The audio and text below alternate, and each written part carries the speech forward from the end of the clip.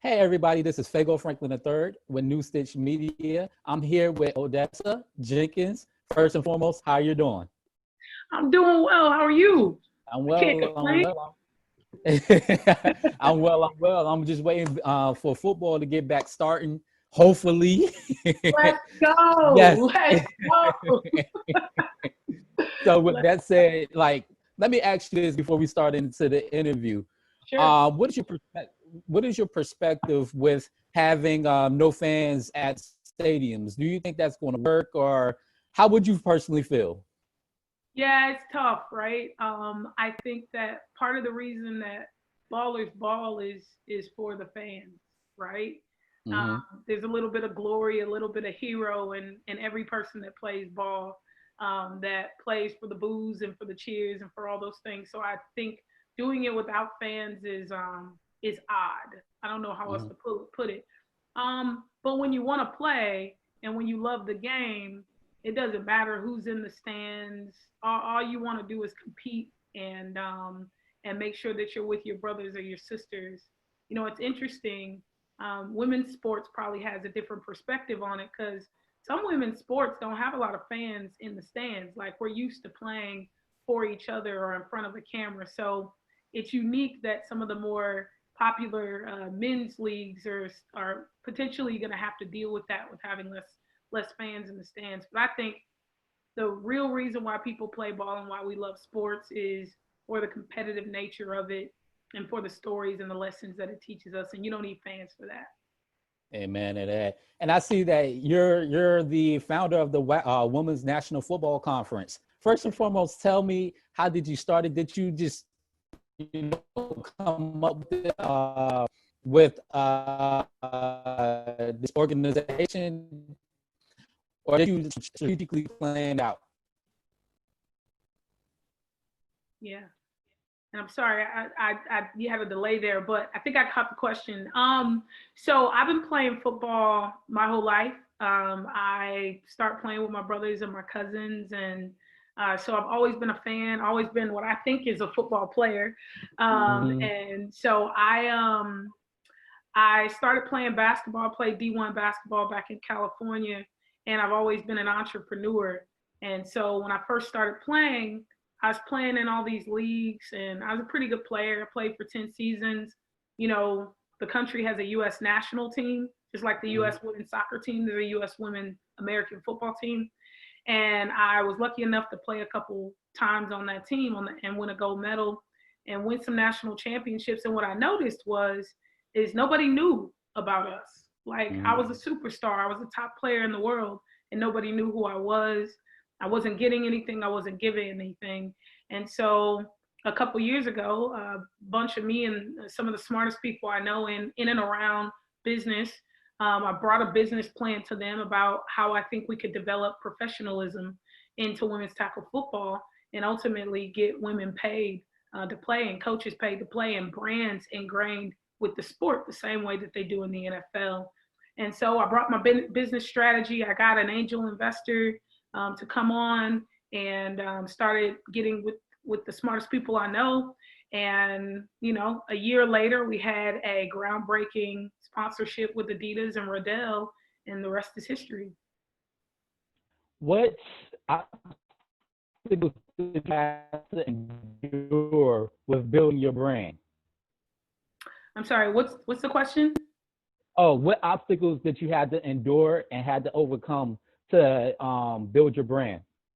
Oh, yeah. You know, I mean, I assume as a so any entrepreneur knows that building is the hardest part, right? Mm-hmm. And sometimes you can go too fast, sometimes you can go too slow. I think for us, the biggest obstacle is that we're very familiar and that it's football, yet it can be very adversarial because it's women in football. Mm-hmm. And so I think the biggest part about building our brand is to get people to take women's sports seriously. And frankly, just take a look. I think when people think about women's football, they forget that it's just football. No, we're not lingerie. No, we're not trying to gimmick it up. I got some of the best athletes in the planet doing our favorite sport in the world. So I think the biggest challenge is how to get people to continue to take women's sports seriously. So, what is the register as far as women who wants to compete? How do they actually register and get involved in your system? Yeah, it's interesting. So our teams, we have 20 teams all over the country, and our teams recruit players. They go to colleges, they go to high schools, they go to gyms, they go to universities. So usually there's outreach if you're a great player. There's other players playing all over the country, so they're recruiting there as well. But usually there's some sort of recruiting process or tryout in the city. And a Hmm. lot of our girls find us through social media as well as through our website Hmm. or coming to games or coming to our events. But if anybody's interested in playing women's tackle football, they usually start at our website at WNFCfootball.com. And that's where they find a team in their city that they want to ball with. And everybody has to try out. They show up, they try out. And if you got the goods, we teach you how to become a football player.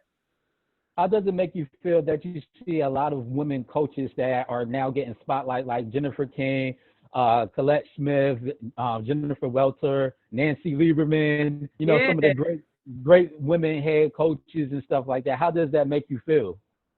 it uh it makes me feel proud. It makes me feel hopeful, right? Because a woman can teach, right? Coaching Hmm. is teaching. So if a woman can teach, a woman can coach, and we know a woman can teach, right? We are mothers. Hmm. We are teachers at nature, and so I think it's exciting to see who they are because I know a lot of these women. Like these are people that I am inspired by, that I look up to, and people that I'm friends with. So when you mention like Jen and Colette and all of these folks that well, both Jens and Colette and Katie Sowers and Callie Brownson out for the Cleveland Browns. Like these are women that I played side by side with on the U.S. national team, and they're great football coaches. So it makes me proud, man. It makes me happy. Yeah. So with the pandemic going on, how are you adjusting right now? Will your league start this year, or will you have to postpone it until next year? Yeah, we had to postpone our season. We were supposed to be headed in the playoffs right now. We play a spring season, Mm. so we were supposed to start Okay. in April, and our season would be ending in July. So the pandemic completely put a pause on our business, at least for our events, and that we had to cancel our 2020 season, which is crazy because we were on Hmm. fire. Hmm.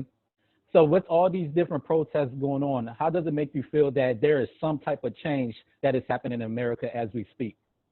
Um, it makes me feel anxious. It makes me feel proud. I am excited to see that social justice is on the tongues and on the hearts and on the minds of everybody, those who are empowered and those who aren't. I think it's a really cool time to be alive and hear people having conversations that they've never had before.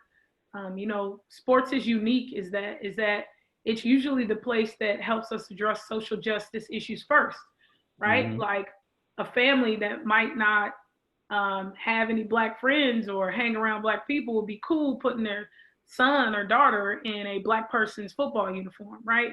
And Hmm. so it's sports is a great intersection of social justice and just treating people humanely. And hopefully the world can do more of what sports has done, and that's bring multiple different people into one place and say we all should be on the same level. How has sports molded you into the individual that you are today? Um, you know, Sports has molded my competitiveness, my patience, the way I care about people, the way I go about handling adversity.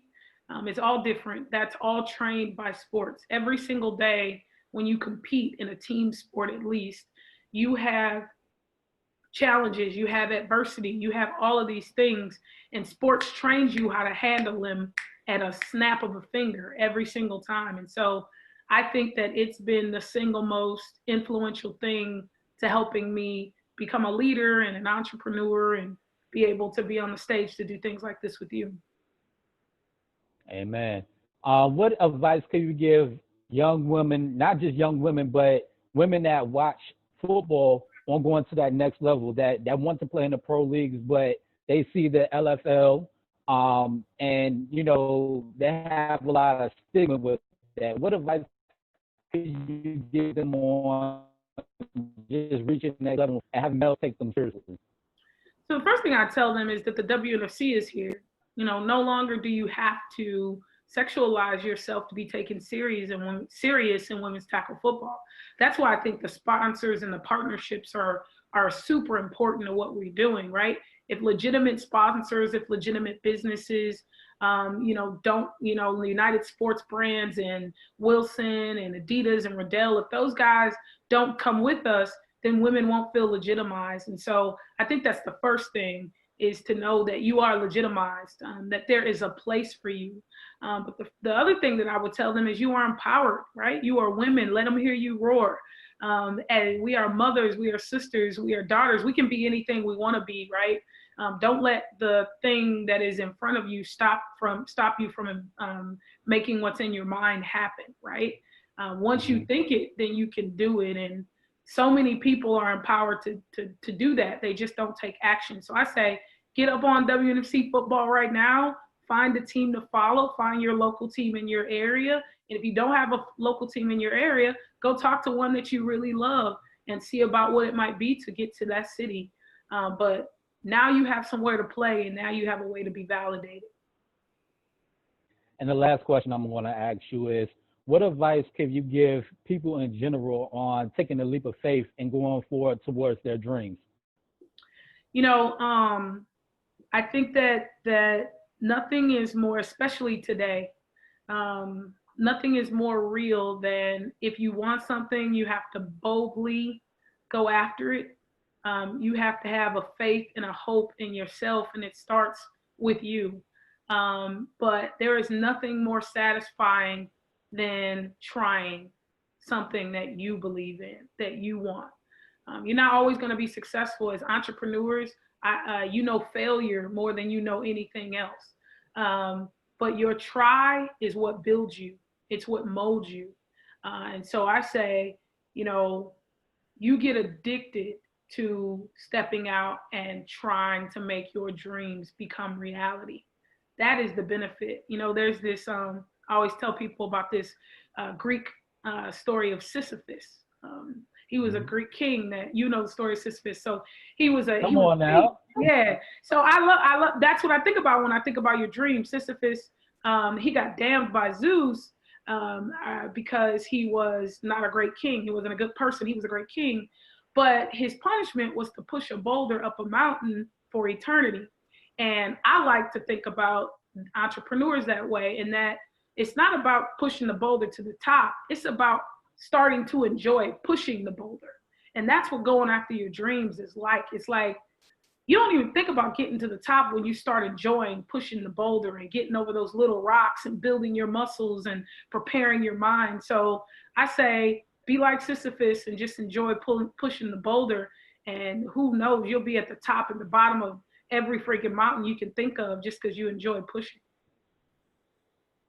Amen to that. Thank you for taking the time to enlighten us with your words of wisdom. It was definitely a blessing. I look forward to seeing great things for you. Yeah. Man, I love this. I love this segment, and I love the energy that you bring.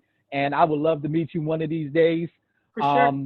Yeah, so we will definitely stay in touch. And on this note, definitely have a blessed and productive day. And thank you again. Thanks for having me. I appreciate you. You guys Amen. Go to WNFCfootball.com for sure. Amen to that. All right, now, everybody, thank you again.